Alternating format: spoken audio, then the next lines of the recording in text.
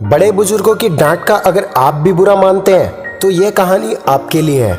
हमारे जीवन को तराशने के लिए हमारे माता पिता और गुरुजन बहुत ही मेहनत करते हैं। इसके लिए वो हमें डांटते हैं, फटकारते हैं। यह डांटना और फटकारना हमारा जीवन उत्तम बनाने के लिए बहुत ही जरूरी होता है। तो आज मैं आपको एक पत्थर और शिल्पकार की कहानी बताऊंगा। एक नगर में एक शिल्पकार रहता था।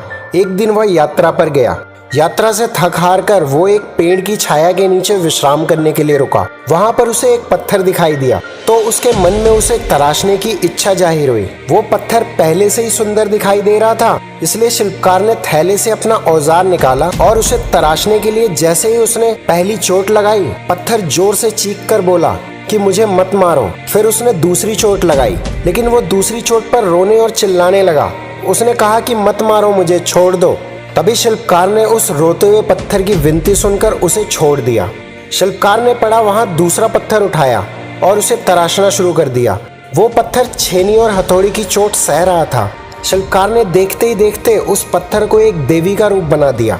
तो पत्थर इस आकार को पाकर बहुत खुश हुआ। शिल्पकार ने उस प्रतिमा को एक पेड़ के नीचे छोड़ दिया और वहां से चला गया। कई वर्षों के बाद वो शिल्पकार फिर उसी जगह से गुजरा। उसने देखा कि उस पत्थर की आज पूजा की जा रही है।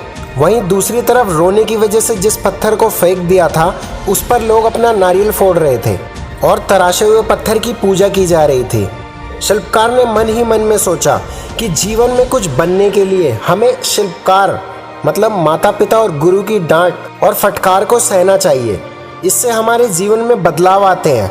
ये डांट और फटकार सिर्फ हमारी जीवन को सुधारने के लिए होते हैं, जिससे हम जीवन में आगे तरक्की कर पाते हैं। तभी आगे जाकर दुनिया हमारा सम्मान करती है।